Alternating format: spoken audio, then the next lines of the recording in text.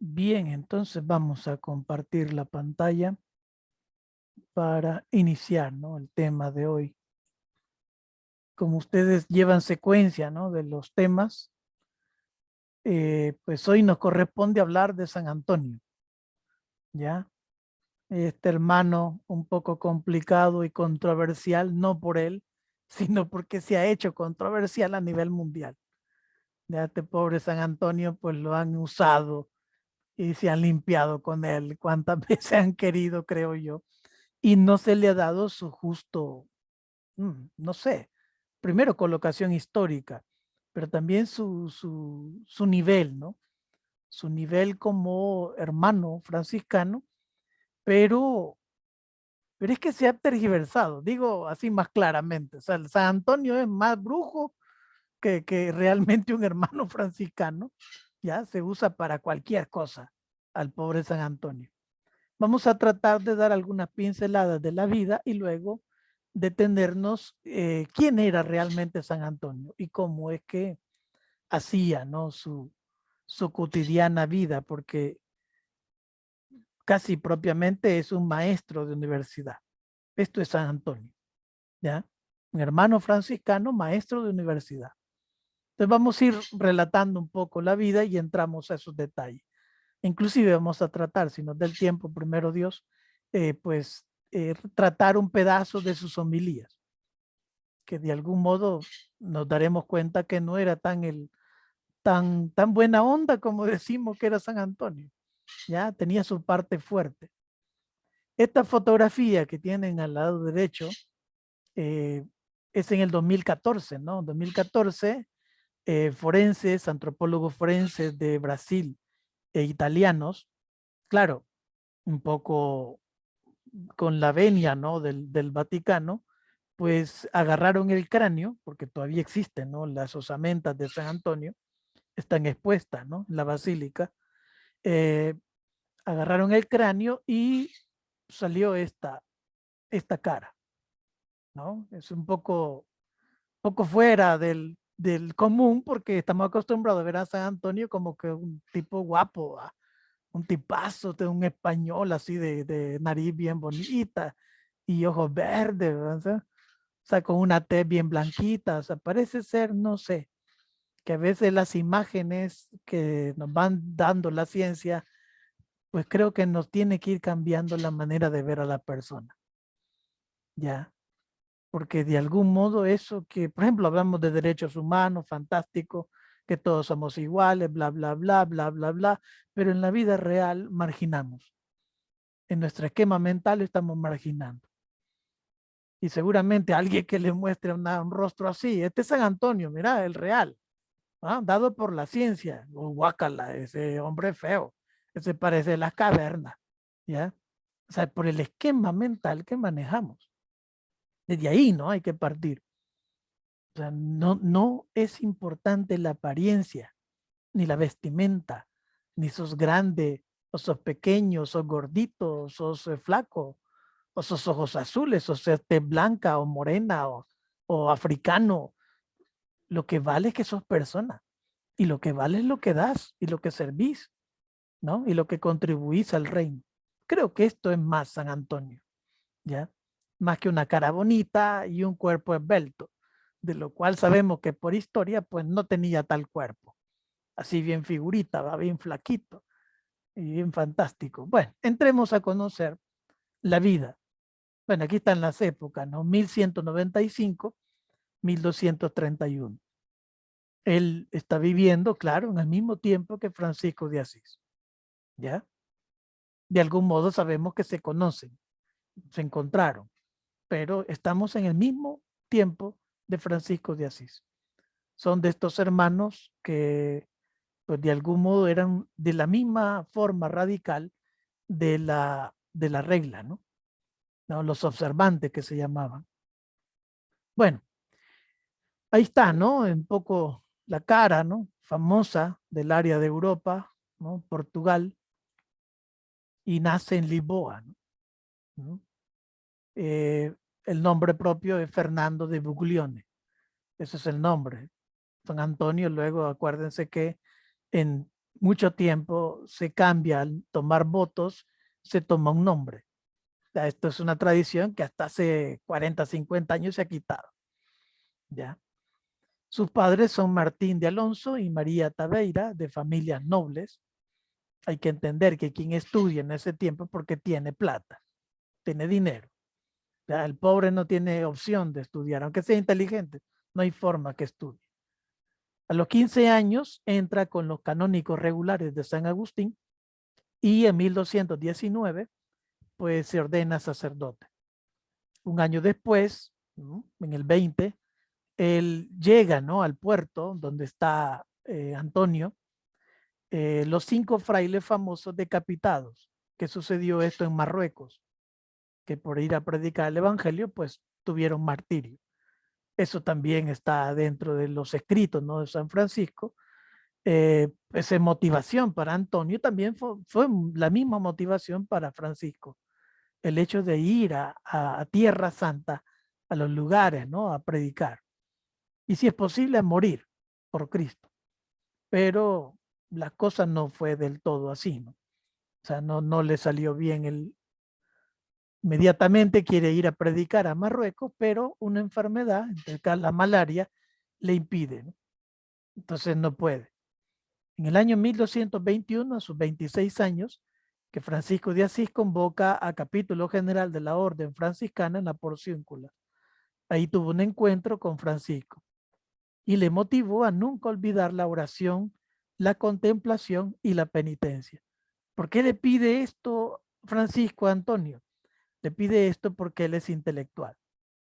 Es así. O sea, una primera faceta de Antonio de Padua es una persona muy intelectual, a tal punto que en los escritos se coloca como mi obispo. Así le llama Francisco de Asís. Aquí está, ¿no? Carta a Antonio. ¿Alguien quiere leerla, por favor? A Fray Antonio, mi obispo, el hermano franciscano, salud. Me agrada que enseñes sagrada teología a los hermanos, con tal que el estudio de la misma no apagues el espíritu de oración y devoción, como se contiene en la regla. En la regla. Entonces, eso es, ¿no? Cuando decir mi obispo tiene mucho significado, pero sobre todas las cosas es que hay autoridad, ¿no? Pero no una autoridad como estamos acostumbrados, es decir, que manda y los demás obedecen. No. En este caso, Francisco lo coloca como una autoridad moral. Él tiene la autoridad de predicar. Y no solo por predicar, sino porque es que tiene verdad en su interior. Y lo que predica Antonio va a ser una verdad, siempre va a ser una verdad. Y al que dice la verdad, pues se le coloca en un puesto privilegiado. Se le debe de dar un espacio privilegiado. ¿Ya? Por eso es así, ¿no? El hermano Francisco, salud. El elemento interesante. Me agrada que enseñe la sagrada teología a los hermanos. Pero, como siempre, ¿va? El problema de los intelectuales es que se llenan de un montón de bagaje, ¿no?, en la cabeza. Ideas, nociones, fechas, etcétera, ¿no? Pero el problema, ¿cuál es? Que se pierde la fe. Hay muchas personas que están buenos, son muy buenos para dar temas, conferencias, simposium, y que no hacen en el mundo, pero no tienen fe. No, hablando en serio, no tienen fe. Puede estar hablando de Dios, pero no tienen fe. En la misma vida, su construcción de vida no va por ahí. O sea que no siempre, y esto es bueno, no entender, que no todo el que dice, Señor, Señor, va, como dice el texto, ¿no?, entrará al reino. Pues sí, igual. No todo el que saluda en nombre de Dios y te habla de Dios, no siempre es bueno. Hay que tener mucho cuidado en esto. No apagues el espíritu de oración. La oración, acuérdense que es un coloquio con Dios. No es con nadie más, es con Dios. ¿Ya? Quien no habla con Dios, no hace diálogo con Él. A solas. Rezar es otro pleito, perdónenme, va. Rezar es otro pleito. Comunitariamente es otro pleito. Puede hacerlo, pero eso no da sentido profundo en la persona. La oración sí. Y luego la devoción, que es una forma de actitud en correspondencia a ese diálogo. Si yo estoy bien en ese diálogo con Dios, que no necesariamente tiene que estar en gracia de Dios, como tradicionalmente hablamos, sino que estar de algún modo siempre, siempre en amistad con Dios. Entonces, esa actitud te lleva a la devoción. La devoción no es, como me decían la monjita, me daba catecismo de primera comunión, porque alguien le preguntó, ¿y qué vamos a estar haciendo en el cielo? Bueno, la monjita contestó así rápidamente, vamos a estar viendo a Dios eternamente.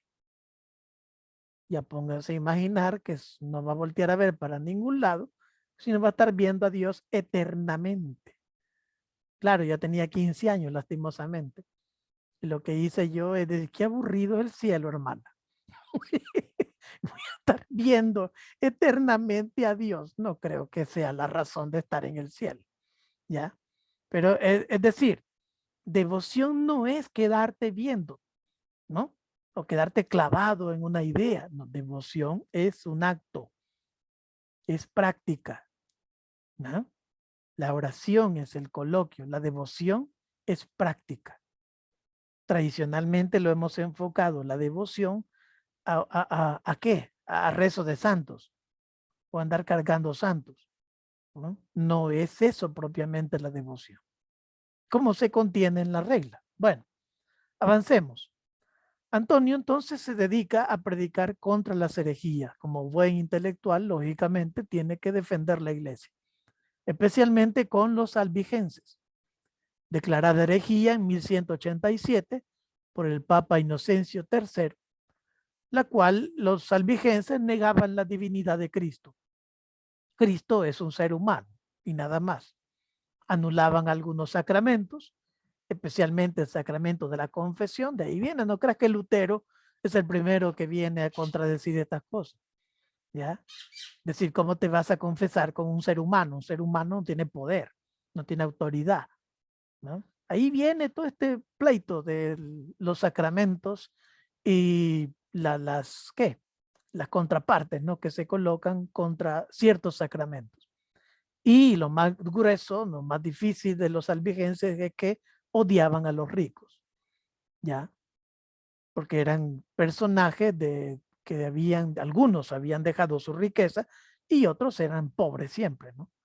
Entonces, al ver el evangelio que de algún modo te va diciendo que los pobres, de ellos es el reino de los cielos, entonces puede ser alguien algo chiflado, ¿va? Que se le puede ocurrir, matemos a los ricos, ¿ya? Si el evangelio quiere pobre, entonces aquel que no quiere hacerse pobre, hay que matar a los ricos. Es una deducción, no tan lógica, pero es normal que algún chiflado se le ocurra, ¿ya? Cristianamente entendemos que sí, los ricos son causantes de muchas cosas y muchos males e injusticias en este mundo, pero somos cristianos. Nosotros le ofrecemos, ¿qué? La conversión. Le ofrecemos la prédica, ¿no? Le ofrecemos, ¿qué? Le ofrecemos elementos para poder cambiar la historia, pero no le ofrecemos la muerte. Eso no es de cristiano, pues. Bueno, ya desde el año 1160 se hablaba de dos iglesias paralelas, un poco para ver el problema de los albigenses, ¿no? Alegaban perfección y pobreza evangélica más pura. Ahí viene la cuestión. Ellos se creían puros. Ahora sabemos que eso no es cierto, ¿verdad? No sé con quién estaba dialogando esta semana, no me acuerdo, pero es curioso. La gente más, ¿qué? Más de apariencia de santidad es la que tenés que tener más cuidado, ¿no? Ten más cuidado con ese tipo de gente. Que así, que no hayan que hacer con la manita así. Ay, Señor. Ese tipo de gente, ¿ah? Que te habla de lindo y bla, bla, bla, pero vos no ves ninguna práctica. ¿Ah? Tené cuidado. Son las peores gente que puede existir. Los santulones, ¿ya?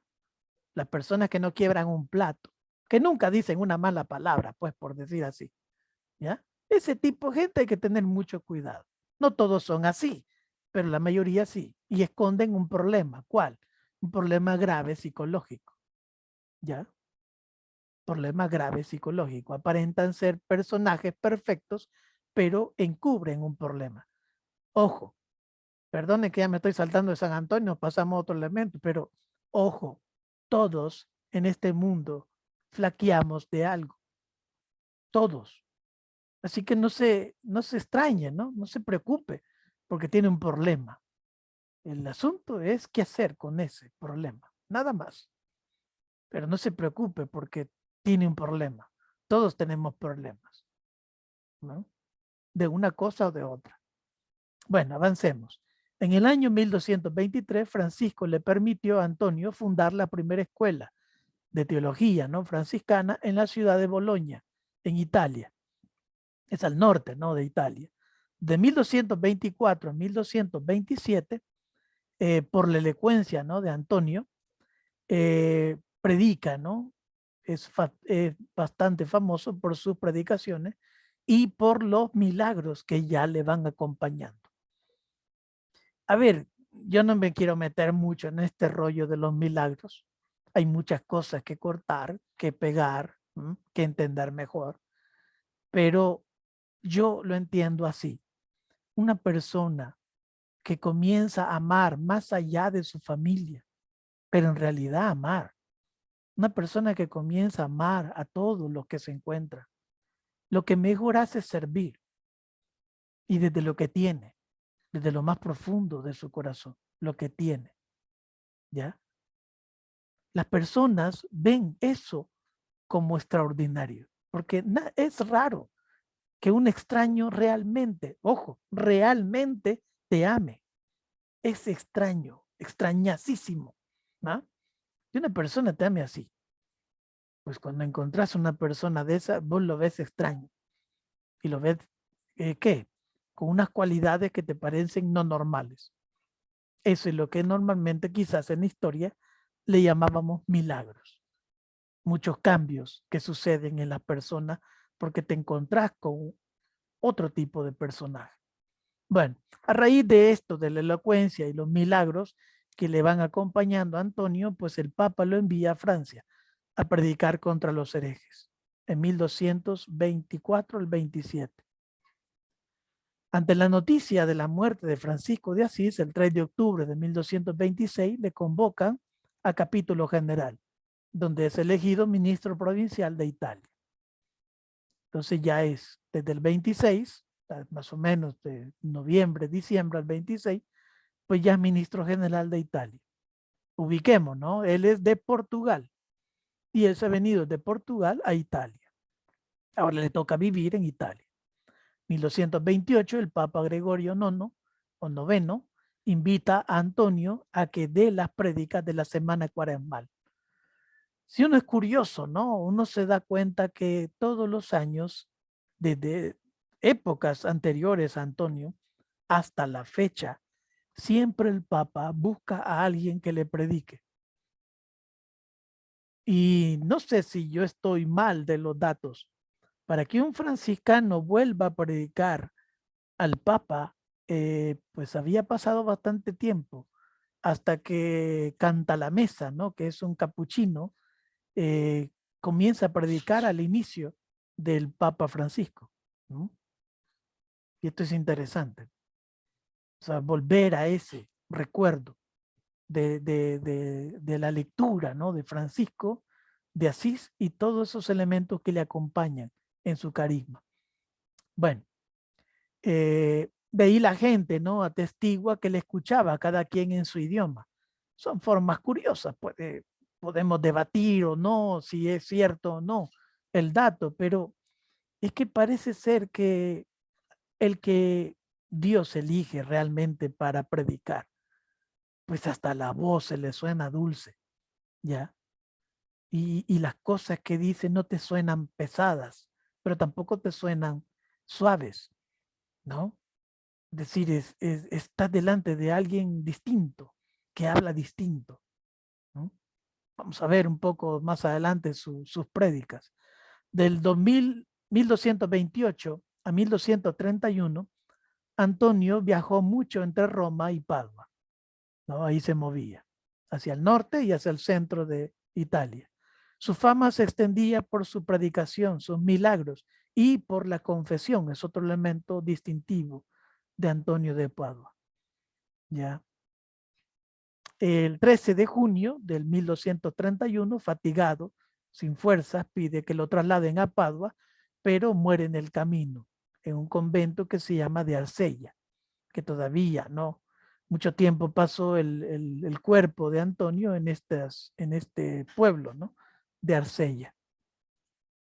Un poco lo que ya conocemos, ¿no? Un mes después de su muerte, es aclamado santo por el pueblo. En ese entonces no hay ese proceso tan riguroso que hay ahora, investigaciones y pisto, ¿no? Porque hay que volar pisto para poder hacer un santo en la actualidad.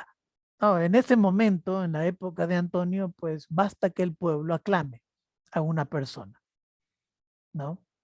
Pero no cualquier pueblo, cuidado. Es que cuando ricos y pobres aclaman a la misma persona, en ese momento, en ese tiempo, la iglesia pone mucha atención. Bueno, también porque el Papa conoce a Antonio y el Papa pues quiere pues canonizarlo. ¿Mm? Hay personajes que lo quieren canonizar en vida, como Clara de Asís, el Papa del tiempo la quiere canonizar ya, antes, estando viva, pero no se puede, ¿no? No se puede. Hay que esperar la muerte del personaje, ¿no? Para hacer esas cosas. Bueno, una muchedumbre viaja a Roma a solicitar al Papa que lo canonice y él es canonizado, una de las canonizaciones más rápidas de la historia. 352 días después de la muerte, el Papa Gregorio IX en 1232 lo canoniza. Se conserva actualmente la lengua incorrupta del santo en la capilla del Tesoro de la Basílica de Padua, ¿no? Un poco la imagen de abajo, ¿no? La imagen de arriba es el cadáver, ¿no? El esqueleto propiamente, ¿ya? Y de cuál han habido gente pues sanguinaria un poco, no sé qué palabra usar, pero acuérdense que siempre había tradición, ¿verdad? De que cada vez que se inaugura una iglesia, se colocaba dentro de una piedra, ¿no? De arcilla, no sé qué más tiene, ¿no? Adentro iba una reliquia. Había una forma exagerada en todos esos tiempos de pedaciar los santos, ya quitarle pedacito de aquí, pedacito allá para llevarlo a una iglesia, para una reliquia, era costumbre, esas cosas, ya. Así que a veces, bueno, si uno tiene pisto, hay que tener pisto para viajar esas cosas, ir a ver al pobre esqueleto de Antonio, pues a ver si está completo o si le falta pedacito, pero ese es otro rollo. De la lengua sí es interesante, ¿no? Es interesante, porque todavía se conserva un poco, ¿no? La propiamente. Uno puede hacer especulaciones de muchas cosas, pero de algún modo quizás Dios permite estos elementos para que la persona atestigue que de quién es o pertenece, ¿no? Una cosa u otra, pues no está delante de un personaje cualquiera. Antonio no fue un santo cualquiera. Perdonen si con esto quieren interpretar que existan santos cualquiera. Pues no quiero decir eso, pues una forma de hablar, ¿no? Es un santo muy especial, ¿ya? Y no porque seamos franciscanos, qué sé yo, espíritu franciscano, uno puede decir, que uno tiene que favorecer su gremio, su escuela, lo que sea. No, no, no. Es que hay santos más insignes que otros. Así hay que hablarlo con propiedad. Sí, no quiero comparar tampoco porque eso sería un poco abusivo de mi parte. El Papa Pío XII en 1946, ya sería en el siglo pasado, lo proclama médico de la iglesia y le otorgó el título de doctor evangelicus. O sea, estos títulos, sí, está bien, doctor evangélico, está bueno, una palabra bonita en latín. No es así, ¿no? Doctor evangelicus Significa que delante de esta persona encontrás la buena nueva de Jesús. No es cualquier título, ¿no? Y estás hablando del evangelio, no estás hablando de otra cosa, del mismo Jesús. Así que hay que poner atención a estas cosas. Entremos ahora a las características. Las características de la teología antoniana. Nos encontramos en el periodo del inicio de las grandes universidades europeas. Un poco pueden ver, ¿no? Perdón. Quiero ver. Sí, he compartido, no. No he compartido la pantalla.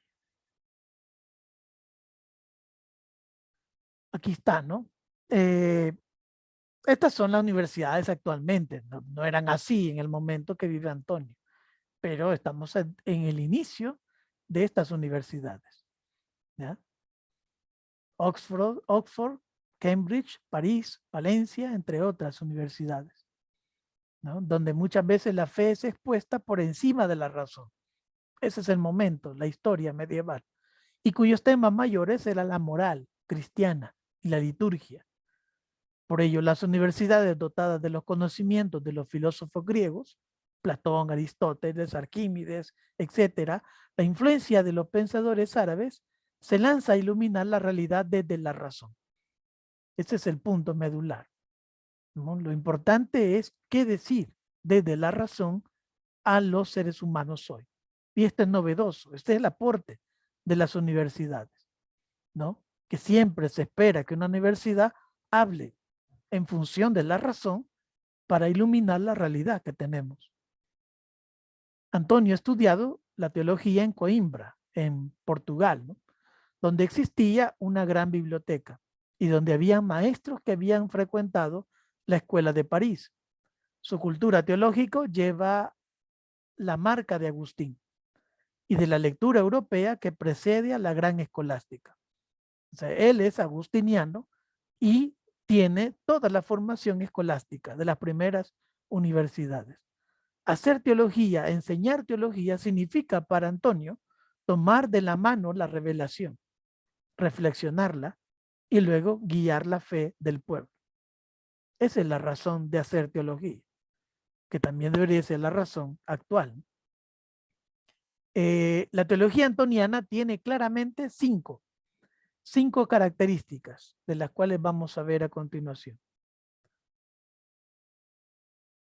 La primera característica es la presencia de la Sagrada Escritura. Es decir, la palabra de Dios que tenía Antonio era la versión traducida de San Jerónimo, ¿ya?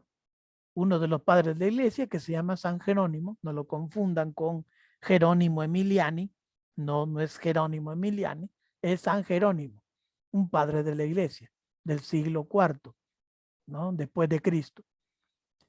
Este San Jerónimo traduce, una de las primeras traducciones a la lengua latina, ¿no? Luego sabemos que hay una traducción primera del griego, pero él la traduce al latín, ¿no? Entonces, ese es el texto que tiene Antonio, la traducción de San Jerónimo. Y los sermones expresa muchas interpretaciones bíblicas de este santo. Por ello, Gregorio IX le llamaba Arca del Testamento, Antonio de Padua, ¿no? Otro de los apelativos interesantes que va teniendo. Segunda característica, la utilización del pensamiento patrístico. Para escribir sus sermones no accedía a ninguna biblioteca. Hay que tener claramente un aspecto. Antonio de Padua tenía una memoria prodigia. O sea, esa mente guardaba cuánta información le llegaba. Esto es algo interesante en la vida de él. Alguien puede decir que se puede medir la inteligencia de un ser humano. Pues posiblemente sí, posiblemente no. Son parámetros un poco a veces de medida y no es tan exacto. Pero si podríamos decir, bueno, se equivale a uno de los grandes pensadores de toda la historia de la humanidad. Más que solo 2 años de trabajo en Roma. 2 años de trabajo más su estudio le basta para comenzar a predicar. Ojo, para predicar en nombre del Papa no era cualquier personaje en ese tiempo, ¿no? No se le delegaba a cualquiera. Antonio fue uno de ellos, ¿no? Citaba a menudo a Agustín, Ambrosio de Milán, Jerónimo, Gregorio Magno. Cita unas 10 obras de Ambrosio de Milán y unas 20 obras de Agustín. Entre los padres, de los padres griegos, ¿no? Cita Orígenes, Juan Crisóstomo, Juan Damasceno, Germano de Constantinopla. En los aspectos teológicos también cita a grandes maestros de las escuelas monacales como los victorinos, son unos 2 o 3 creo que eran, ¿no? De una región de Italia que andaban predicando y el Papa les dio autoridad. Beda el Venerable, que se llama Cesareo o Cesario de Arles, Rábano Mauro y Fulgencio de Ruspe. Todos estos son personajes de los cuales en las homilías de Antonio los va a citar. También es muy citado Isidro de Sevilla, pero quienes marcaron profundamente su pensamiento es Pedro Lombardo, que es el tiempo del inicio de las universidades en Italia, Pier Damiani, Pedro Cantor y Alberto Magno, Papa, ¿no? Tercera característica, el respeto a la autoridad de la Iglesia. Aunque no parezca, pero Antonio nunca expresó en contra de nada, ¿no? Nunca expresó en contra de ningún concilio, que era normal en la época, cuando había un concilio, en la época de Antonio, de Francisco de Asís, lo que mejor salía eran críticas a ese concilio. Hay que ver, ¿no? Creo que ya hemos visto un poco el contexto histórico de esto, del tiempo de Francisco, y los papas de ese entonces, pues no eran estupendas personas. Eran sanguinarios, eran locos, eran déspotas, eran cualquier otra cosa menos personas honorables. Por eso cuando el Papa del tiempo convoca un concilio, nadie le hace caso. ¿Ya? Era burla, era crítica.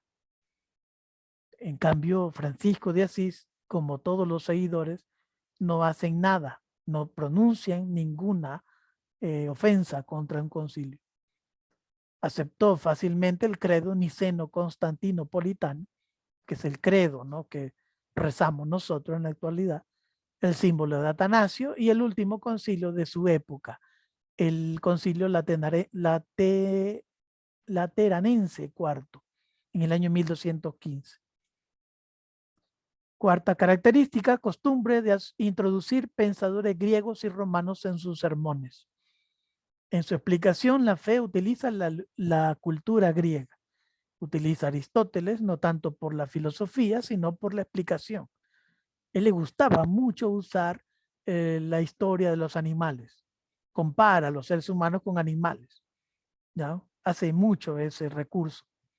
Y de la cultura latina usaba Catón, Virgilio, Tíbulo, Ibarrón, Cicerón, Séneca, Juvenal, Marcial, Ovidio y Plinio, ¿no? Quinta característica de Antonio, la presencia abundante de la ciencia de su época. Él tenía casi completo, ¿no? Por eso digo, ¿no?, son cerebros prodigios. Antonio sabía de astrología, de botánica, de los elementos de la vida, ¿no? Lo que hoy podríamos llamar sociología, psicología. Él tenía mucha dedicación a el comportamiento humano, ¿no? ¿Por qué una persona actúa de esta manera? ¿Qué es lo que hay detrás en su mente sobre las cosas, etcétera? Costumbre de los animales, todo ello lo utiliza para sus predicaciones. El pueblo le entendía perfectamente porque, igual que Jesús usa los argumentos y las ideas y lo que tiene en la mano en la cultura. Es lo que hace también Antonio. Y advierte la necesidad de no separar la revelación de la realidad cultural e histórica. Es que esto es parte del inicio de la universidad. Sí, el Evangelio no dice nada a nuestra cultura y a nuestra historia actual. No tiene sentido el texto. Por sí mismo no tiene sentido. Tiene que decir algo para el personaje de hoy. Y eso lo podemos ver ya en el Concilio Vaticano II, en uno de sus decretos que se llama Optatam Totius, ¿no? Es decir, ese es el sentido mismo de la palabra de Dios. La palabra de Dios por sí misma es importante, pero el sentido profundo de la palabra es que diga algo para nosotros hoy. Si no, es palabra muerta, aunque esté escrito en la Biblia. Sigue siendo palabra muerta porque no lo vivo.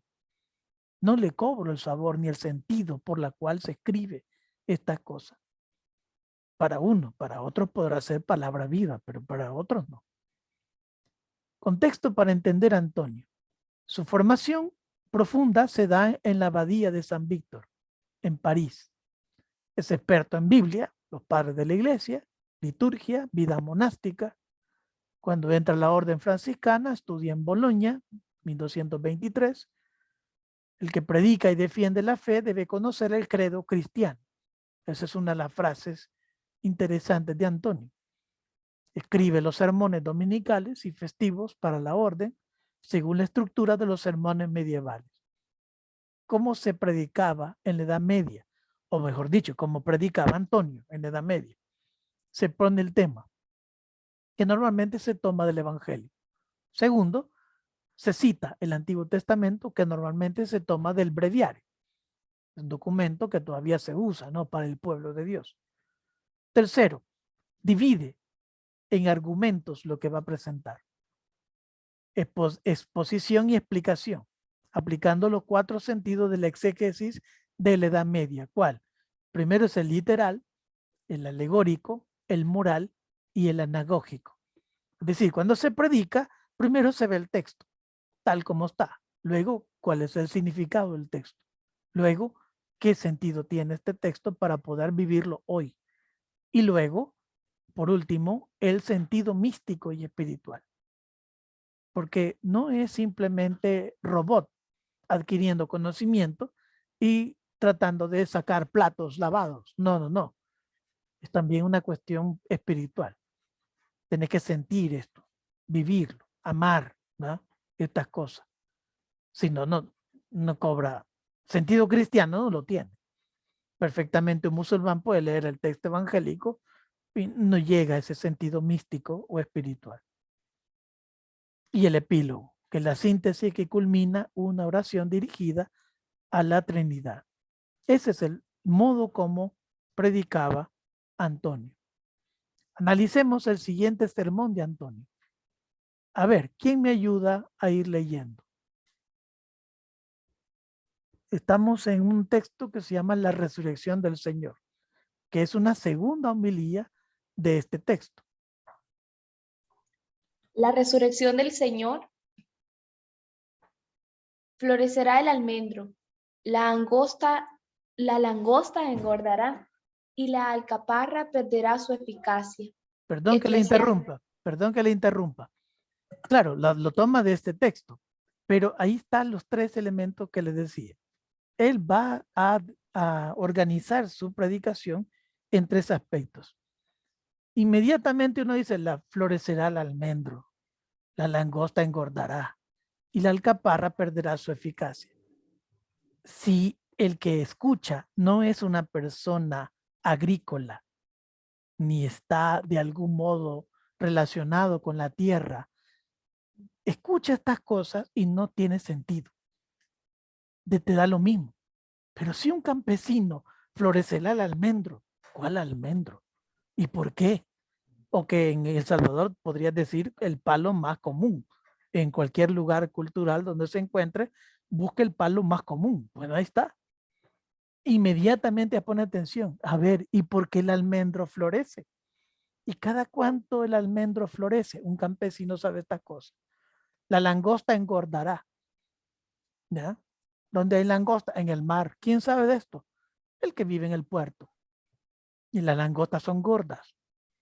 Esas son cosas que uno no entiende. Pero el que vive a diario, el sencillo, lo entiende. Y la alcaparra perderá su eficacia. Aquí no se usa, pero en muchas regiones del planeta sí se usa mucho la alcaparra. Y tiene un olor fantástico para ciertas comidas. Si uno sabe esto, entonces entiende inmediatamente, ah, ya sé por dónde va esto. Esa es la estrategia del que predica, ¿ya? O sea, inmediatamente lo que va diciendo primero va dando sentido a lo que viene después. Ahora ya no le interrumpo, por favor, siga leyendo. Ahora vamos a ver qué significa en sentido moral el almendro, la langosta y la alcaparra. En estas tres cosas se destacan tres virtudes: el reparto de la limosna, la consolación del pobre y la destrucción de la avaricia. Reparto de la limosna. Florecerá el almendro, o sea, el limosnero. A él le dice Isaías: a la mañana florecerá tu semilla. La semilla es la limosna, que de mañana, o sea, tempestivamente, debe florecer en la mano del cristiano, aún antes de las obras materiales, como el almendro florece antes que las otras plantas. Adelante. Observa que en la flor hay tres componentes: el color, el olor y la esperanza del fruto. Con el olor se alegra la vista, con el color se alegra la vista, con el olor se deleita el olfato y con el fruto se satisface el gusto. Así sucede con la limosna, con cuyo color, para decirlo de alguna manera, se satisface la vista del pobre, que dirige la mirada hacia aquel que ofrece. Pedro, junto con Juan, dijo al tullido: míranos. Él los miró en la esperanza de que le dieran algo. Hechos capítulo 3, versículos del 4 al 5. Y aquí, no sin dolor, referimos lo que hacen los prelados de la iglesia y los magnates de este mundo. Ellos hacen esperar largo tiempo a su puerta a los pobres de Cristo, que imploran y piden la limosna con voz lagrimosa. Y finalmente, solo después que ellos se hartaron y no pocas veces se embriagaron, ordenaron que se les dé algunas sobras de su mesa y los enjuagues de la cocina. No así obraba Job, alimento que florecía tempestivamente, que dice: jamás negué a los pobres lo que me pedían, ni hice languidecer los ojos de la viuda, ni comí un bocado a solas, sin que lo compartiera el huérfano. Desde mi niñez creció conmigo la conmiseración. Esto lo decía hablando de la comida. Ahora oye lo que dice de la ropa. Jamás desprecié al peregrino porque no tenía vestido, ni al pobre porque no tenía ropa. Me bendijeron sus costados y con la lana de mis ovejas se calentó. Así mismo. Asimismo, el perfume de la limosna edifica al prójimo, porque toma buen ejemplo y glorifica a Dios. Y la persona que da la limosna se consuela en la esperanza de recibir frutos de vida eterna. Gracias. Entonces, hasta ahí. Después, si me ayuda al siguiente texto. A ver, ¿de qué está hablando? Ayúdenme. No dejen al que solo ha leído. ¿De qué está hablando? Está hablando la primera parte. Florecerá el almendro. ¿Cuál es el mensaje, según ustedes?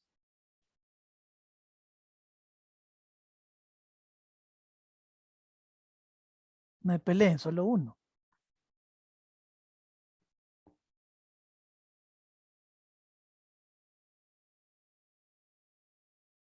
¿Cuál es el mensaje?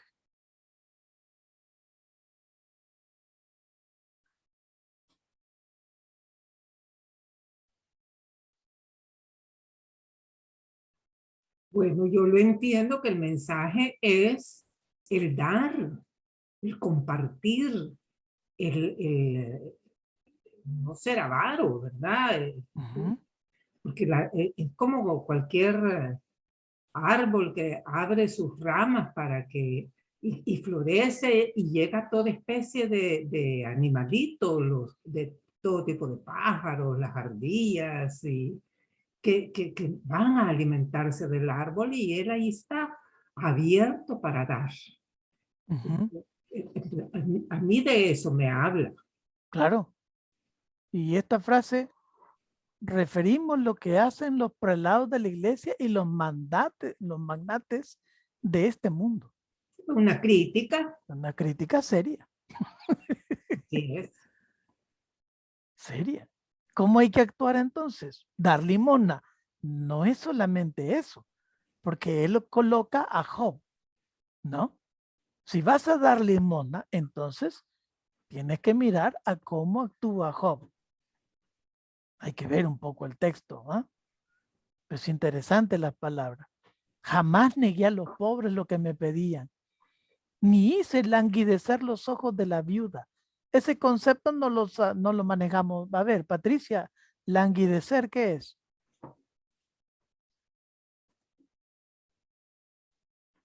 Ya fue Patricia. Acá estoy, acá estoy. Eh, no sé cómo explicarlo. Sencillo. Bueno, que, que como yo lo explicaría, como que no la hace llorar ni ponerse mal. Sí, que los ojos están a punto de llorar, pero eso, no hice. Ni hice ni siquiera se le llenaron de lágrimas los ojos de la viuda. Y hay que ver qué significaba estar viuda en el tiempo tanto de Jesús, ¿no? O en este caso, de lo que está refiriendo el libro de Job, que es todavía una época anterior a Jesús, ¿no? Ni comía un bocado a solas, sino que lo compartía con el huérfano, lo compartiera con el huérfano. Desde mi niñez creció la conmiseración. Es decir, va más allá que simplemente dar. El dar es fácil. Toma, desgraciado, ¿va? Aquí está esto. O le va a dar una cosa u otra. Adelante, Héctor.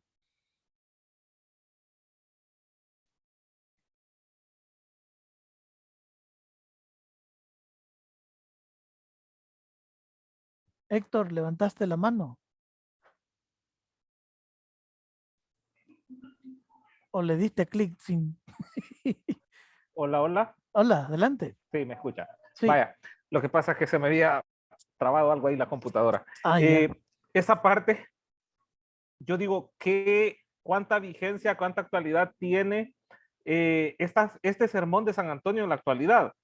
Recuerdo que cuando yo estudiaba el bachillerato, por cuestiones de la vida, me tocó hacerlo viviendo en un convento, de por cierto era un padre franciscano. Y muchas veces, si uno está ahí, uno tiene que atender la puerta muchas veces cuando la gente llega. Y para mí era duro cuando en ocasiones llegaba gente necesitada, que necesitaban que les vieran un enfermo, gente necesitada económicamente o con algún tipo de necesidad material. Y el padre simplemente decía, pues no estoy. O sea, y ese no estoy significaba para mí muchas veces ir y decir, inventar cualquier mentira creíble para no hacer sentir mal a la gente. Ajá. Y quizás la parte más difícil es cabal textualmente lo que dice acá, pero de repente llegaba ya don fulanito, la doña fulanita, que era la que aportaba las ofrendas más sustanciosas, nunca se hacían esperar esas personas. El padre podía estar muy ocupado, pero para esta persona había tiempo. Hasta de hacerla pasar al comedor, tomar un café, y siempre había tiempo. Si era de noche, el padre podía salir.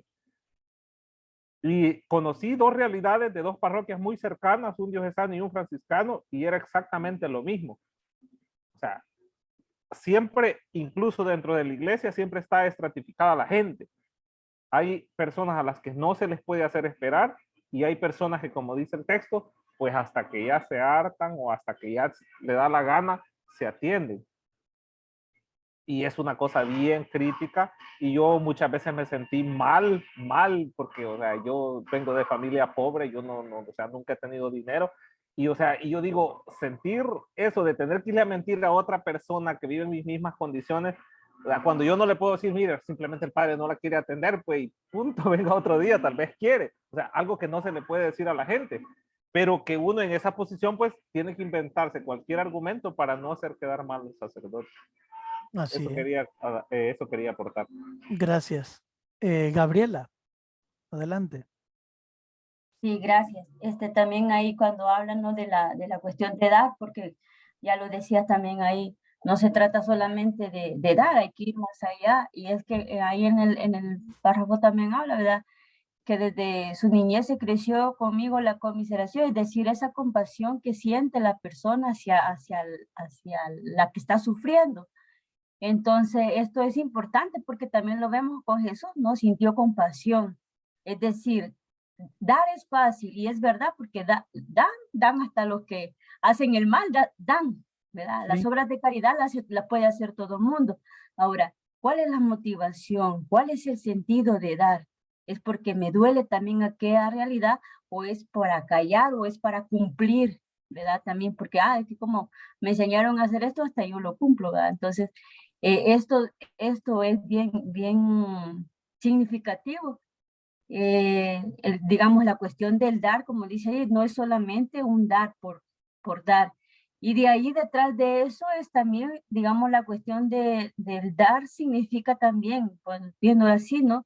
Es que no se quiere ver que ni siquiera a los ojos de la viuda salga una lágrima. Entonces, decir, ¿qué se puede hacer para que esto no acontezca? Porque eso se da todos los días, ¿no? Entonces, el texto en verdad está refiriéndose a algo así muy fuerte, un compromiso cristiano muy fuerte, Claro. una llamada de atención así, ¿verdad? De decir, pues no es solamente de dar una limosna. En Guatemala aquí podemos decir un quetzalito, ¿no? No es solamente de dar eso, el paso es mucho más grande. Ujú. Claro. Gracias. Sí, es la actitud, ¿no? No es el acto mismo. El acto mismo cualquiera lo hace. El que gana ya es clase media y ya tiene un salario decente, ¿no? Bastante decente a nivel de un año, pues la forma como puede quitarse el impuesto es haciendo una donación. Y así el gobierno pues no le quita el impuesto. Y se lo hace la clase media, no digamos los ricos. Las grandes empresas es lo que hacen una donación de 50,000, 100,000 dólares y fantástico. Le quitan el impuesto de 3, 4 millones que tiene que pagar el Estado. No sé de dónde sacaron semejante ley, ¿no? Pues el que le conviene, el que tiene el poder sacar las leyes que le conviene. Bueno, ayúdenme la siguiente parte, porque son 5, 6 y 7. Consolación del pobre. Asimismo, el perfume de la limosna edifica al prójimo, porque toma buen ejemplo y glorifica a Dios. Y la persona que da la limosna se consuela en la esperanza de recibir frutos de vida eterna. Consolación del pobre. Engordará la langosta. Dicen aún, en los días de frío, las langostas se refugian en las tapias. Así los pobres, en el rigor de la pobreza que los obliga, se abrigan literalmente junto a las tapias, pidiendo limosna a los viandantes, como leprosos que los hombres rechazan. También se podría decir que en las cercas crecen ramas agudas y espinosas, que simbolizan las heridas, los dolores y las enfermedades de los pobres. He ahí cuántos sufrimientos. Y por esto, qué necesaria es la consolación. La langosta engorda con las flores, el pobre se consuela con la limosna. Sigue diciendo Job, venía sobre mí la bendición del que estaba por perecer, y yo llevé consuelo al corazón de la viuda, y el Señor, por boca de Isaías, este es mi reposo, hagan reposar al cansado, y este es mi refrigerio, pero no quisieron escucharme. Entonces, también ellos cuando griten, Señor, Señor, ábrenos, no serán escuchados. Ahora el Señor, en la persona de sus pobres, está a la puerta y llama. Se le abre cuando el pobre es reanimado. La refacción del pobre es el reposo del Señor. Lo que ustedes hacen a uno de estos mis pequeños discípulos, me lo hacen a mí. Y observa que dice, la langosta engordará. Hasta ahí. La gordura tiene, Sí, siga, por favor. En ese La en esa parte. gordura tiene algo en común con el aire y el fuego. Y por eso flota sobre el agua, porque el aire que hay en ella la sostiene. Asimismo, la consolación del pobre participa del aire de la devoción con respecto a sí mismo, que, no miro bien ahí, del recibe. fuego de la caridad con respecto a ti, que das. La devoción lo levanta para que ore por ti. Se lee, deposita la limosna en el seno del pobre y ella orará por ti, para que tus pecados sean perdonados, para que la gracia domine tu mente y para que te sea dada la vida eterna. Gracias. ¿Alguien que quisiera compartir un poco de qué estamos hablando?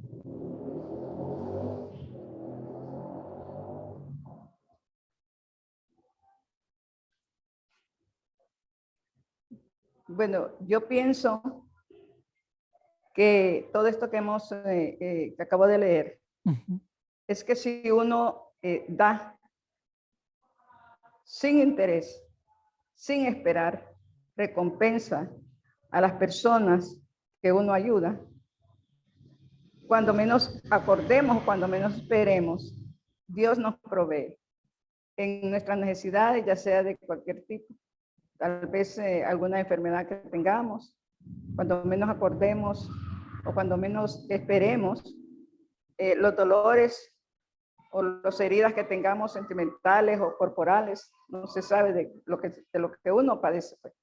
Entonces, eso se amenora o se va quitando. Siempre y cuando, repito, nosotros ayudemos a las personas necesitadas, ya sea de una forma o de otra.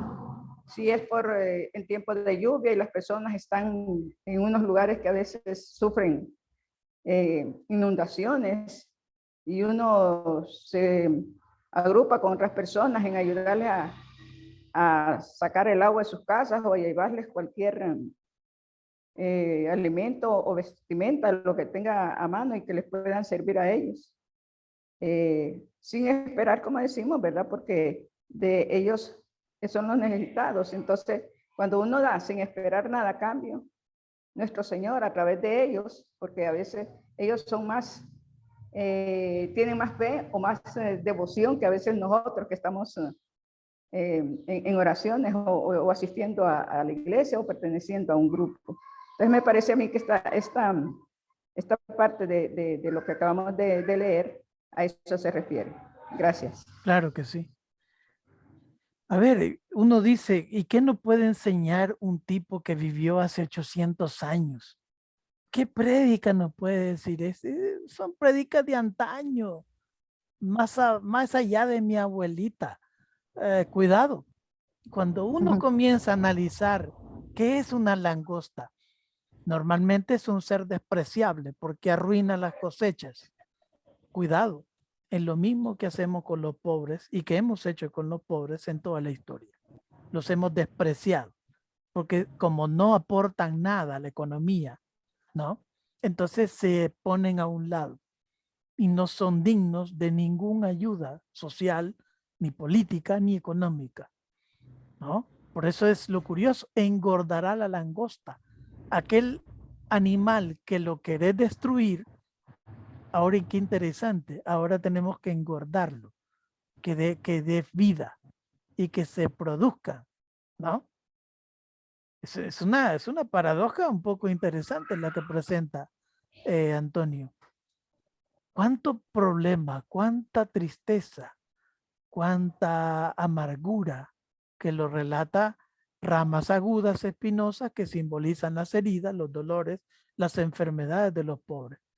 Y allí cuánto sufrimiento. Y por esto, qué necesaria es la consolación. ¿Y qué tipo de consolación? Es la que le ayuda a mejorar sus condiciones de vivir, ¿no? Qué interesante el texto de Isaías, ¿no? Este es mi reposo. Hagan reposar al cansado. Podríamos decir, dar los elementos básicos, ¿no? De vida para aquel que no lo posee. Entonces, solo entonces, Señor, ábrenos, serán escuchados. Claro que serán escuchados. Es un llamado muy fuerte. Y que ojo, cuidado, en ningún momento Antonio va a decir y se van a ir al infierno y Satanás los va a cocinar. Antonio no usa ese recurso, que era muy propio de la época. Antonio no usa ese recurso. Es una metodología muy distinta de predicar. No es con el miedo, es con el amor, con el afecto, con la conmiseración. Si entendés esto, entonces estás cercano al reino. ¿Ya? Lo que ustedes hacen a estos mis pequeños discípulos, me lo hacen a mí. La langosta entonces se engordará. El número 7, por favor. A ver, ¿quién se anima? La destrucción de la avaricia. La alcaparra se disgregará. La raíz de la alcaparra se adhiere a la piedra, en la cual está simbolizada la dureza del avaro, que no se conmueve por las miserias de los pobres. El avaro es como Nabal, del que en el primer libro de los Reyes se dice que era un hombre duro y de malas obras. Los mensajeros de David le dijeron: hemos llegado a tu casa en un día afortunado. Lo que pueden hallar tus manos, dalo a tus siervos y a tu hijo David. Pero él les respondió: ¿quién es David y quién es el hijo de Isaí? En esos años aumentaron mucho los esclavos que escapan de sus amos. ¿Deberé quizás tomar mis panes y las carnes de mis ovejas que maté para mis esquiladores y dárselo a hombres que no sé de dónde vengan?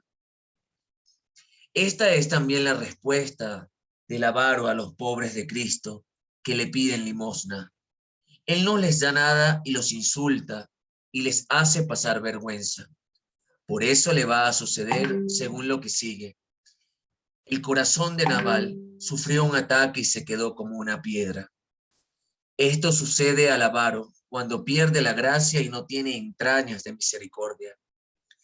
Dichoso, en cambio, aquel que arranca de sí el corazón de piedra y toma un corazón de carne, afectado por las miserias de los pobres.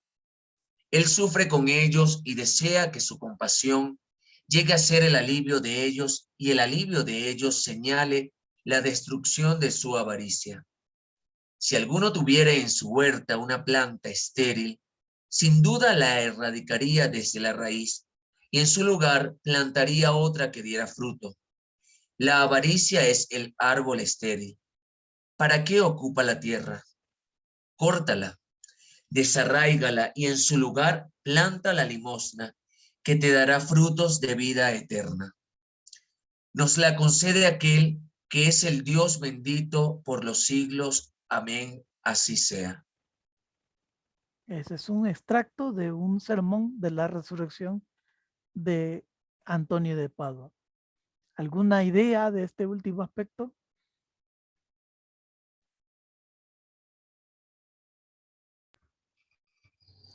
Bueno, que nosotros debemos ser generosos. La generosidad es lo contrario de la avaricia. Debemos de ser dadivosos con las personas necesitadas, ¿verdad? De corazón, no para que nos miren, sino que, como dice, lo que da la mano izquierda que no lo sepa la derecha, ¿verdad? Pero a veces nos gusta dar las cosas en público, como hacen los políticos, que les gusta dar las bolsas solidarias a los pobres, pero detrás van los fotógrafos y los canales ahí. Entonces, a eso nos llama esto que acabamos de escuchar del compañero, y nos llama que seamos generosos, pero sin hacerlo en publicidad. Gracias. Así es. ¿Alguien más? También enseña que hay que tener un corazón, o sea, cambiar el corazón de piedra por una de carne, o sea, también de sentir al otro.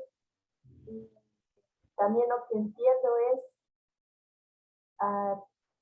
que Jesús, o sea, él comprendía lo que los demás sentían, el sufrimiento, aunque él tampoco tenía que darles, pero que los consolaba. Y no se trata así como o sea, de dar, pero también de sentir el sufrimiento de los demás. Ujú. ¿Alguien más? Otro punto también que yo veo es, digamos, hoy, por ejemplo, hay algunas corrientes que hablan de que los pobres están porque quieren, porque trabajo hay, si hay pobres porque son haraganes. Entonces, y digamos, hay muchas cuestiones así, digamos, muchos pensamientos, hay ideologías también, ¿no? Que uno escucha y se asusta porque es decir, están justificando ¿cómo diría aquí? Justificando, vamos a decir, su riqueza y por otro lado justificando, o sea, que si hay pobres es porque quieren, porque ellos mismos quieren vivir así. Entonces también, porque ahí decía, ¿verdad? Que a veces que también se les insulta, que no se les da nada.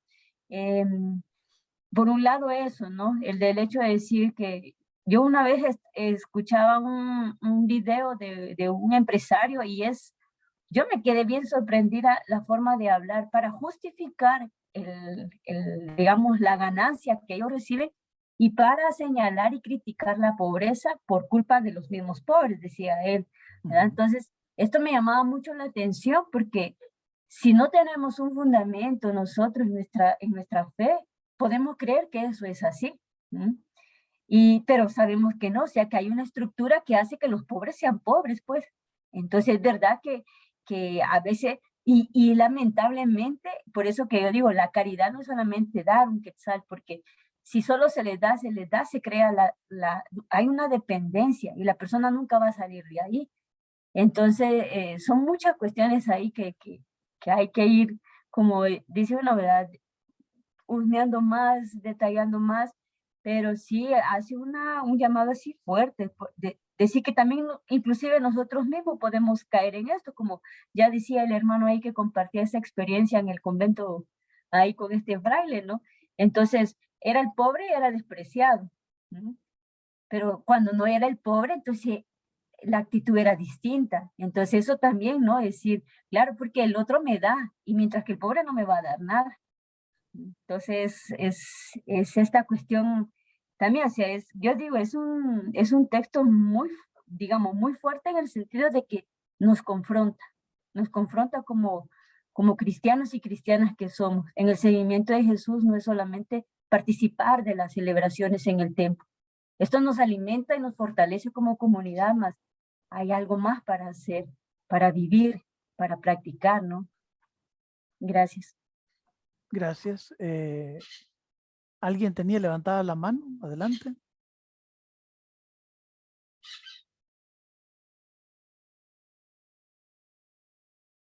Luteria y María, creo que estaba ahí. ¿O ya no? Dijo que sea por error levanto la mano. ¿Por qué? Por error. Ah, bueno, está bien. No hay problema. Bueno, a ver, ¿quién se anima a sacar una conclusión de lo que acabamos de escuchar? Del texto, ¿no? De Antonio. ¿Alguien quiere una conclusión así, breve? El texto nos dice esto, esto, esto y esto. Ya está.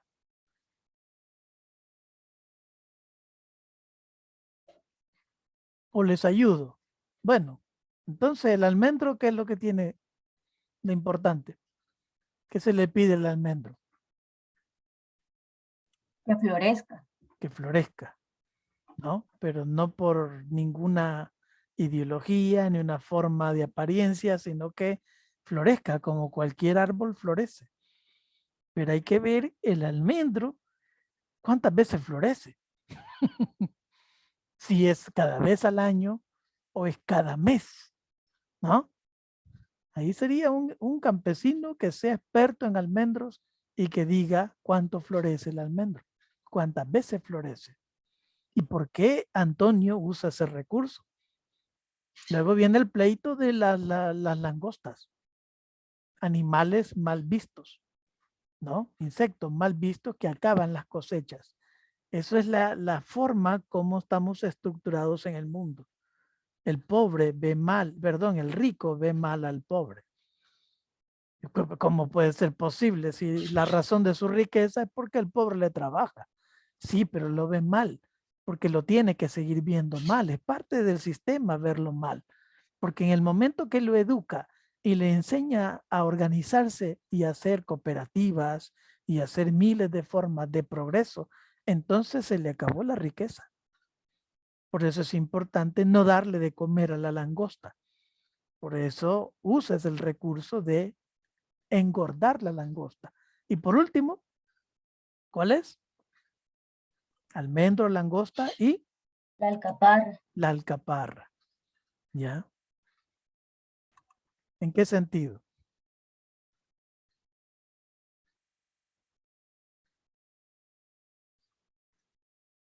O sea, que estuvieran ustedes en un sermón de San Antonio, y ay, qué bonito San Antonio, pero ¿y qué aprendiste? No me acuerdo. ¿Ah? No me acuerdo. ¿Y la alcaparra qué es el problema?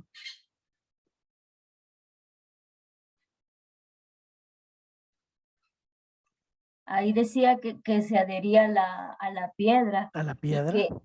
y que eso no le permitía también como, digamos, conmoverse con los pobres. Eso.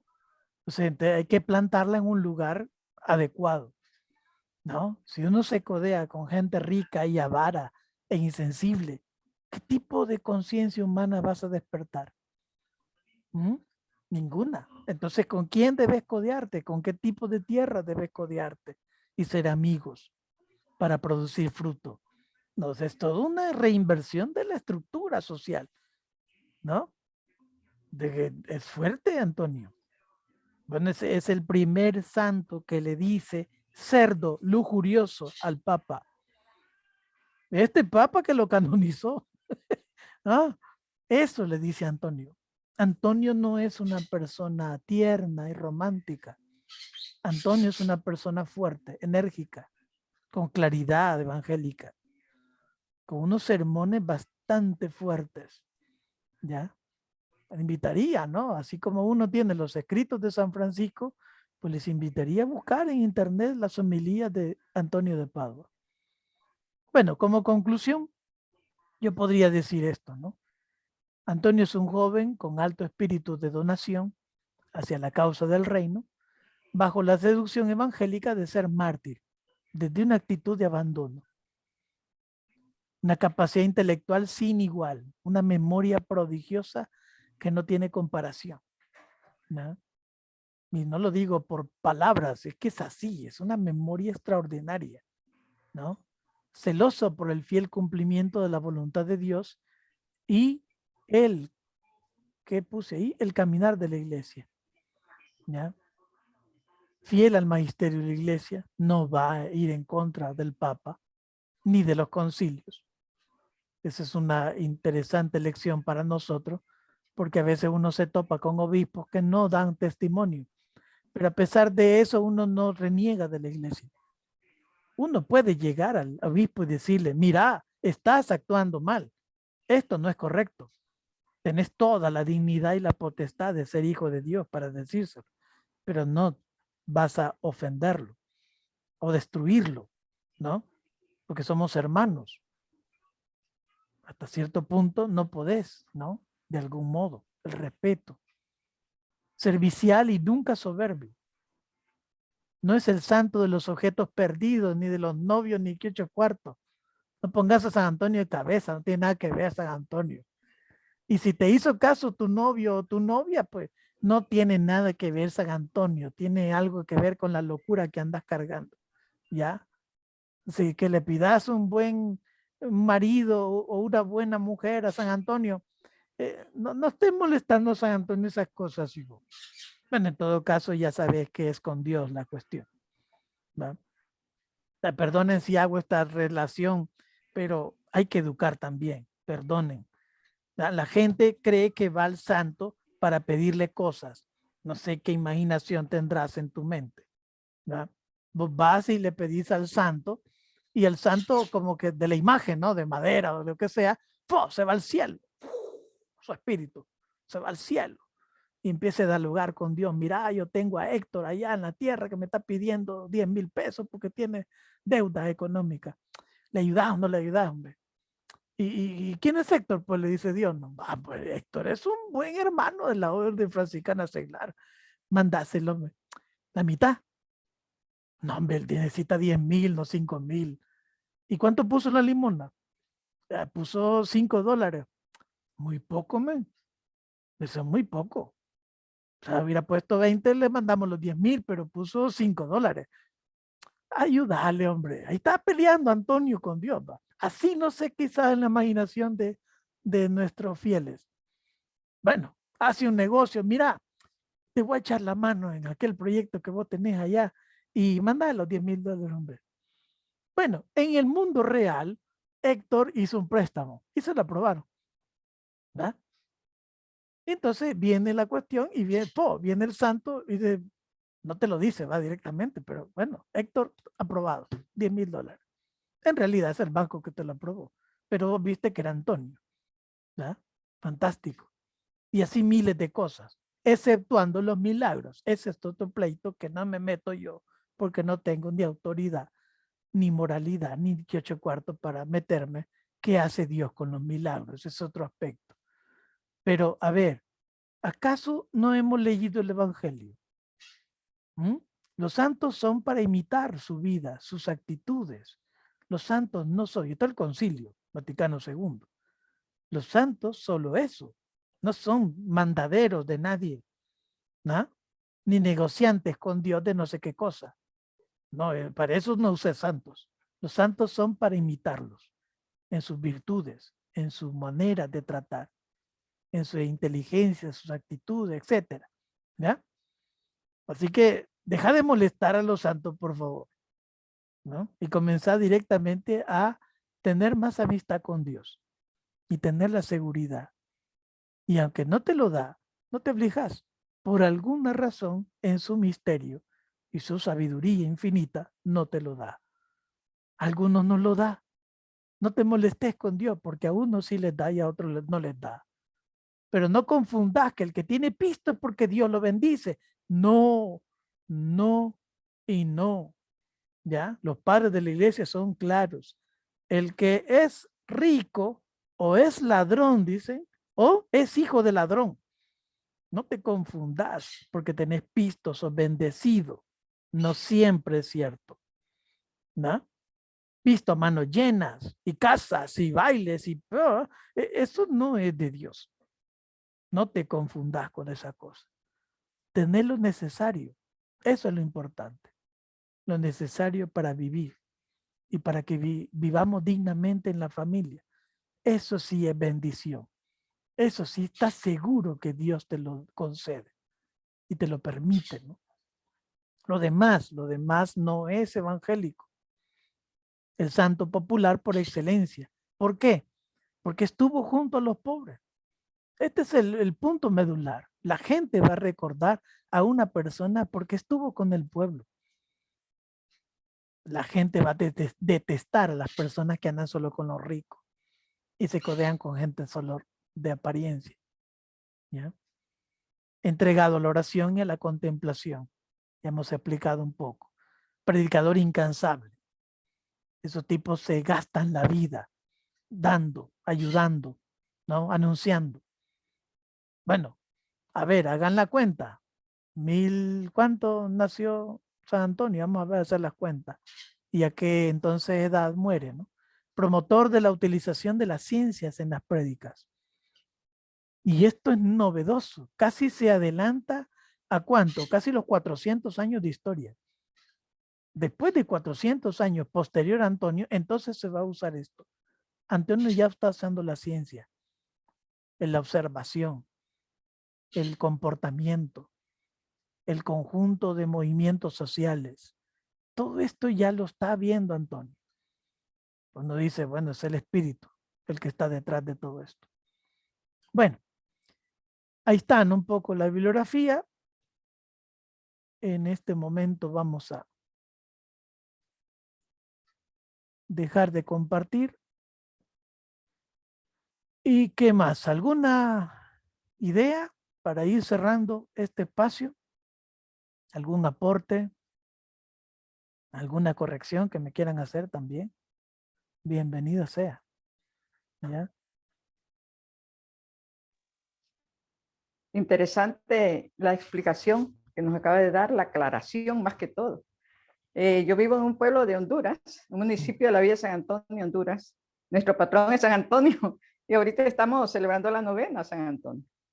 Y ya había escuchado yo lo que San Antonio le había dicho una vez al Papa, cerdo corrupto. Yo quedé sorprendida, dije yo, Señor, pero bueno, es cierto, dije yo. Nosotros los católicos debemos de anunciar y denunciar, pero estamos siempre a veces tapando las cosas porque somos así, pues como humanos cometemos muchos errores. Pero me ha gustado este encuentro que hemos tenido hoy, esta preparación, porque me ha aclarado muchos aspectos y también esta cuestión del sermón de San Antonio, porque más que todo aquí se ha enfocado en los milagros de San Antonio.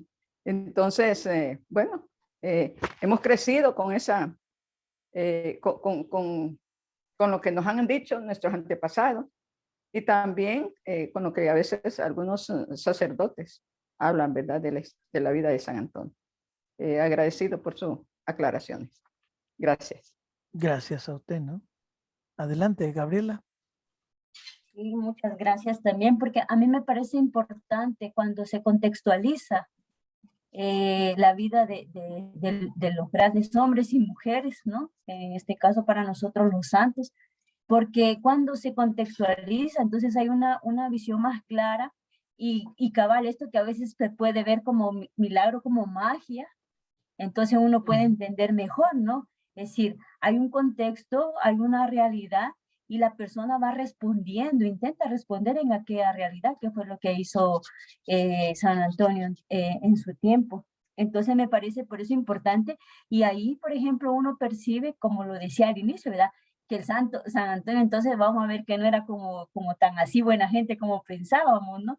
No, yo creo que sí, solo que digamos, el sentido es que estaba consciente también de su realidad. Por eso era la necesidad de hacer este tipo de sermones, porque o sea, él veía la realidad que estaba aconteciendo en el lugar y me parece que es el llamado para nosotros que nos estamos formando también en esta escuela, sí, digamos, es decir, veamos esto porque también tenemos una tarea como franciscanas y franciscanos, ¿no? De estar conscientes de esta realidad.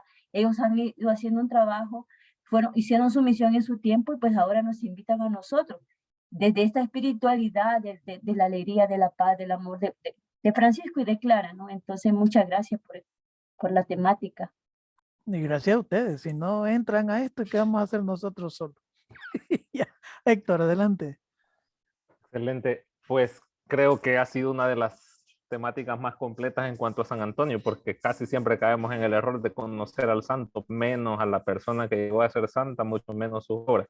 Y yo pienso que San Antonio, la solvencia para predicar se la daba su solvencia moral, porque para mí, San Antonio, él vivía lo que decía, porque todos conocemos personas que son muy buenas hablando, pero entre lo que dice y lo que hace siempre hay una contradicción.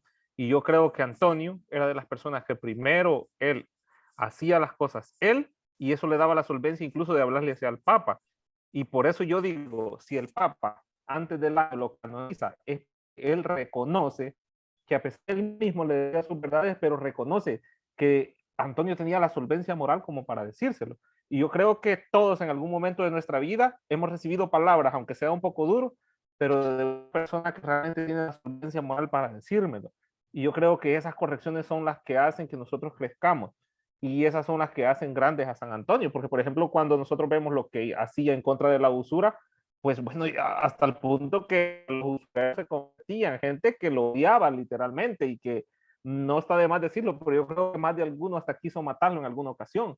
O sea, pero las palabras de San Antonio, vaya, cuando vemos el sermón, o sea, las palabras le llegan al alma. O sea, esas palabras convierten. Y yo creo que si el sermón de San Antonio tenía la capacidad de convertir a alguien, era porque lo que él decía, primero lo vivía.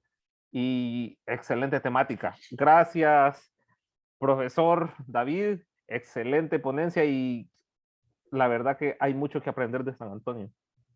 Bueno, no sé si será excelente, pero bueno, ahí estamos. A ver, Luteria, María y luego las hermanas Clarisa.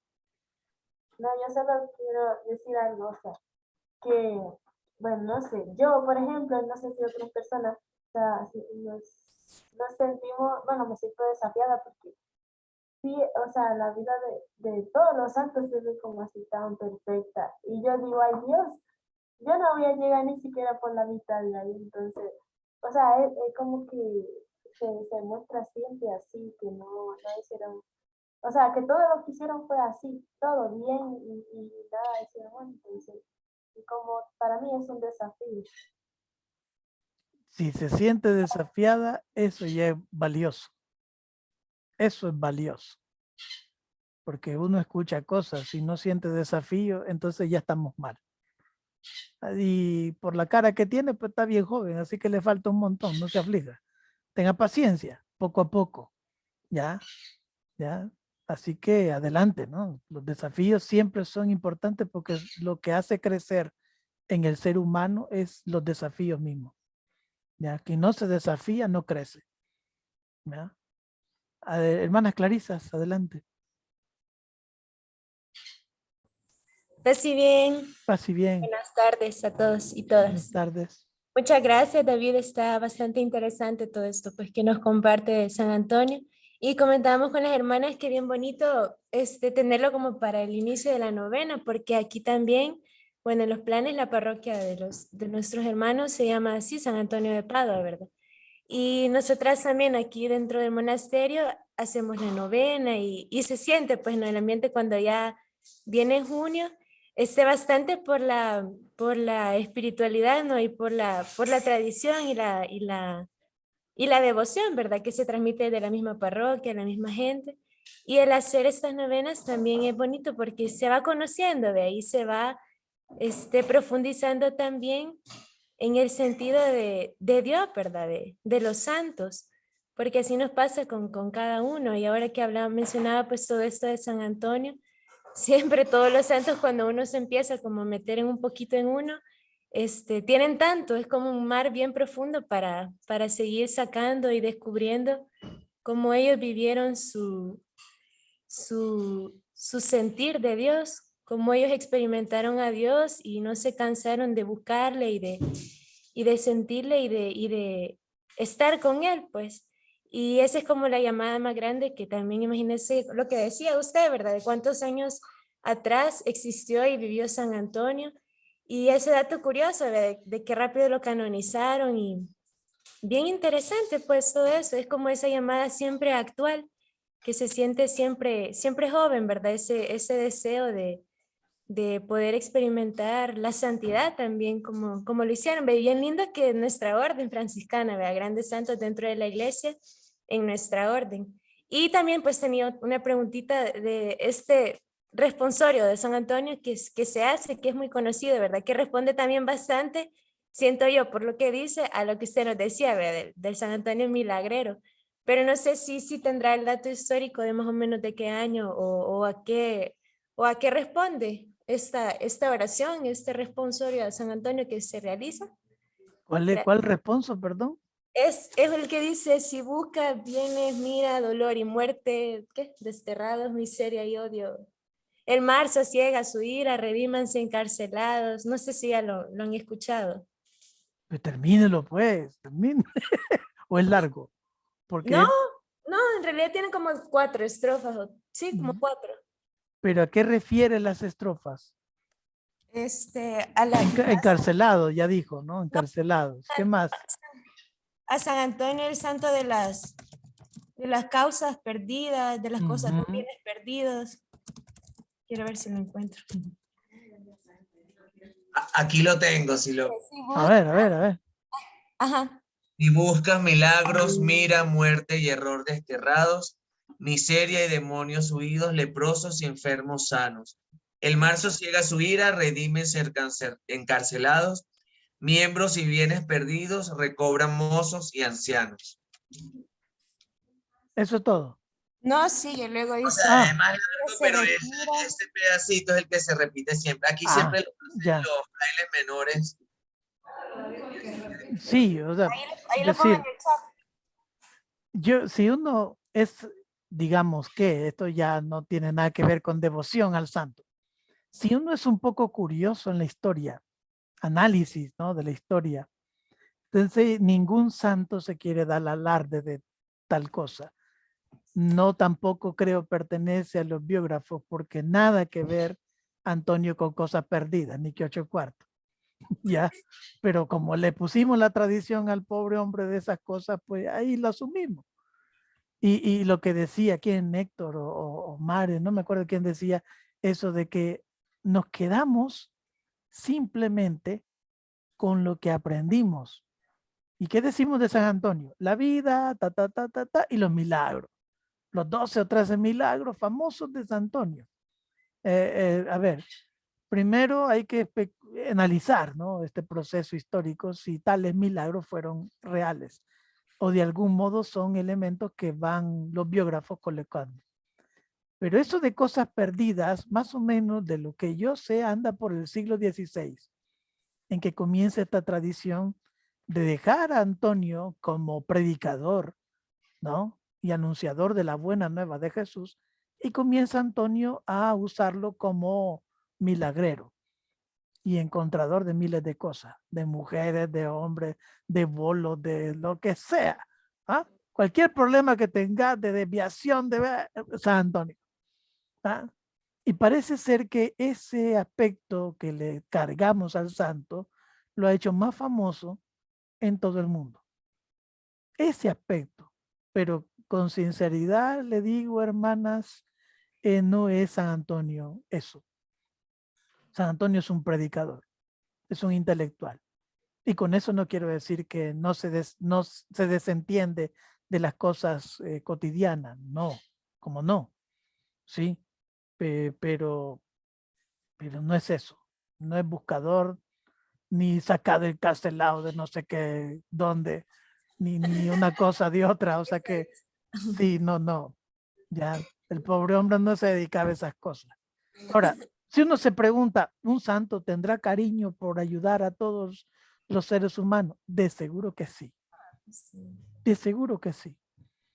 Y Dios tampoco se molesta, así como le acabo de decir. Y tampoco no me miren como que fuera hermano protestante, ¿ya? Que no creen en los santos. ¿Cómo no?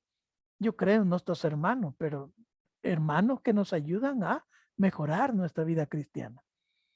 No, tenés que tener confianza con Dios. Es con Dios, el hacedor de todo. ¿No? El problema es que Dios lo referimos a la historia de papá, mamá. Y si la historia de papá, mamá es totalmente destructiva, entonces ese Dios no tiene confianza aún. Ya lo mira como un viejito regañón, sentado en su cielo, escondido, o con el ojo así medio con ira hacia el pecador que está en la tierra. Si querés que ese Dios, pues no sé, eso no es el Dios de Jesús. El Dios de Jesús es amoroso, es comprensivo. Cuanto más pecado, más amor te tiene. Es otro Dios. Así que no te compliques, o sea, habla con Él. Los santos son para respetarlos, ayudarnos de ellos en elementos cotidianos de la vida. Que querés hacer un análisis económico, ahí tenés la que acabamos de ver, ¿no? La homilía. Querés hacer un aspecto de la vida, de las virtudes de cada ser humano. Hay otras homilías sobre eso, ¿no? Antonio fue bastante ¿cuánto? A ver, cuando dijimos que íbamos a sacar la fecha. Él nace en, ¿cuándo? 1195 y muere en 1231. A ver, ¿quién es muy buen matemático para eso? 36 años. 36 años. Fantástico. 36 años y publica casi 3 tomos de homilías. No es tan fácil. ¿Ya? Y tiempo para hacer eso, creo que andaba por los 4 o 5 años para hacer semejante prodigio. ¿Ya? Intelectualmente. ¿Ya? Tampoco decir, Antonio es solo para los intelectuales. No, Antonio no es para los intelectuales solamente. Pero tampoco no lo reduzcas a Antonio de Padua a andarte buscando objetos perdidos. Ya, y andarte buscando novias y a saber qué cosa. Ya, o pleitos familiares. Seguramente le puede echar la mano, pero es con Dios el asunto, no es con Antonio. Sí. No sé, yo siempre cuando escucho San Antonio, lo que sé de San Antonio me hace recordar bastante, no sé si tendrán similitud, pero siento que sí en cuanto a que murieron jóvenes y aquí hicieron un enorme aporte a la iglesia junto con Duns Scoto, porque Duns Scoto fue un gran místico también, una persona bastante iluminada, podríamos decir, y que tiene bastante similitud, incluso porque mueren en edades, si no es que iguales, muy similares. No sé si me equivoco. Sí, La bueno, diferencia es que Duns Scoto es menos conocido. sí, porque es más intelectual. Es decir, Es ya más, es. más fumado, como dice Sí, Fray René. sí, cabal. Ese es otro monstruo. No se dedicó tanto a la pastoral, ¿ya? Sino que a la intelectual. Por eso Escoto es más conocido en el mundo académico. Sí. En el mundo académico no creas, es algo serio. Y todavía sigue siendo algo serio Escoto. El caso de Antonio, pues sí, Es pero más popular. estaba el inicio. Sí, pero Antonio, es que hay que ver la imagen. Es que es interesante, perdone que estoy quitando un tiempo ya de más. Hay que ver la imagen de Antonio. Un hábito todo chuquito, ¿ya? Imagínate a Antonio, con la carita que te presenté al inicio. Un hábito chuquito, descalzo. Y ese que parece andrajoso, pobre y poca cosa, era la mente más prodigiosa de la época. Era el maestro de París más prodigioso de la época. El inicio de la Universidad de París, la Universidad de Bolonia, y luego viene a Roma. O sea que no es poca cosa, es el que le predica al Papa. No es cualquier fulano de tal, ¿ya? Con el hecho de que unos son mejores que otros. No, pero estamos hablando al César lo que es del César, ¿ya? Pues Antonio no es cualquier personaje. Se sitúa en un nivel bastante alto en la sociedad de su tiempo, intelectualmente hablando. Pero Igual perdón. Pero al mismo tiempo es la persona más sencilla y pobre, descalza que puedes ver. Lo que decías, Héctor, que es importante el testimonio, claro. Y de eso no podemos refutar de Antonio. No es un intelectual cualquiera, es un intelectual que vive y da testimonio con su vida. Cuando habla de pobreza, él es imagen de pobreza. Cuando habla de obediencia y habla de cualquier cosa, él es la viva imagen de todo lo que predica. Entonces, yo creo que cambia el sentido de ver a Antonio. ¿Ya? Perdón, ¿qué más? Se me fue la idea, pero Perdón.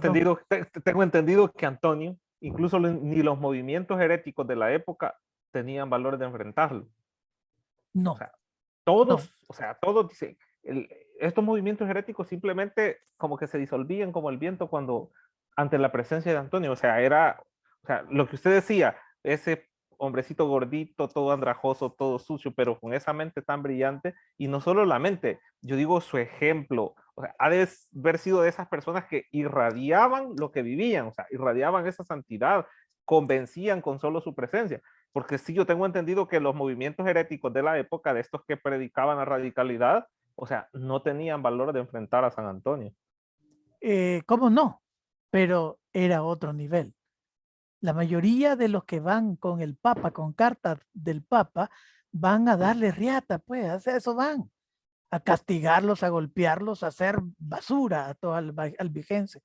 Antonio va con la verdad, se sienta con ellos, dialoga con ellos. A ver, ¿cuál es su argumento? Dígame. Es que el Papa, y ustedes piensan que esa es la razón de ser nuestro cristianismo, el Papa. Es Cristo. Cristo es la llave, la propuesta, el camino. O sea, ahí comienza Antonio, ¿no? Una nueva manera de entrar a discutir las cosas con tranquilidad, con diálogo, con paciencia. Antonio se está adelantando a la encíclica de la Ecclesiam Suam de Pablo VI. ¿Ya? Hasta la Ecclesiam Suam, el Papa va a indicar cómo debe ser nuestro diálogo, ¿no? Como cristianos. Es un texto fabuloso, la Ecclesiam Suam de Pablo VI. ¿Ya? Eso hace Antonio, convence con amor, con argumentos, con ciencia. ¿Quién va a refutar eso? Nadie. ¿Quién? ¿Ah? Convertí al albigense, no lo, perdón, use la palabra así fuerte, pero no iba a matarlo, pues, no iba a golpearlos, como hacían la mayor parte de los predicadores que iban con cartas papales. Él va con ternura, con cariño, con verdad, con ciencia, con texto evangélico, ¿no? Con argumentos válidos. Eso es lo que te hace fuerte y robusto. Por eso el Papa lo elige a él, para que vaya a la médula misma de la herejía de los albigenses, a Francia. ¿Ya? Y en menos de 2, 3 años, él convierte a miles y miles de albigenses. Lo que no sabemos, ¿va? Que cuántos de esos albigenses se vuelven franciscanos. ¿Va? Porque hoy podríamos decir cuántos ateos de ahora se vuelven franciscanos. Ese es un buen reto, como decían las hermanas, ¿va? María. ¿No? Pero bueno, ya me pasé demasiado el tiempo, perdonen, ¿no? Y pues nos seguimos viendo el otro, ay, perdón, ahí puso antes de San Antonio, que colocaron ahí. René, si buscan el chat, ahí está René, y puso el enlace para hacer el grupo de WhatsApp. Si ya están en ese grupo de WhatsApp, pues no hagan caso. Y si no, pues solo le dan clic ahí y automáticamente ya están en el grupo de WhatsApp del segundo año. Es importante esto por 2 razones. Es más fácil la comunicación y para el final de los diplomas, porque somos el segundo año, o sea que tenemos que hacer fiesta, ¿no? Chongenga, aunque sea virtual. ¿Ya? Pues para dar los diplomas, porque se escribieron, ¿cuántos? Siempre hay como 70, 80, 90 personas. En realidad, ¿cuántos habemos aquí? Pues 13, 12, que es el común, ¿no? Número que nos estamos conectando. Pues así es, ¿no? Pero bueno, sin más nada, gracias, ¿no? Y no sé quién quiere hacer una oración final para cerrar este espacio, ¿no? Por favor.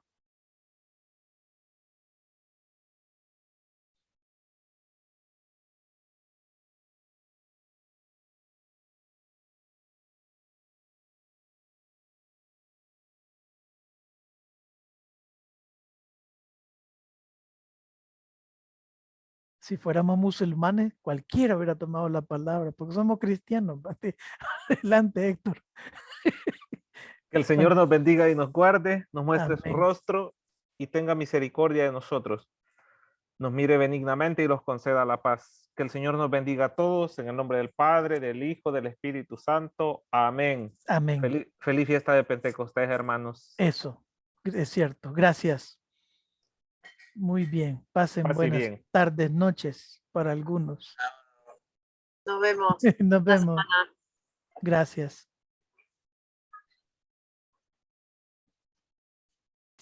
Gracias, feliz Pentecostés a todos y todas. Gracias, hermana. Muy amable. Gracias.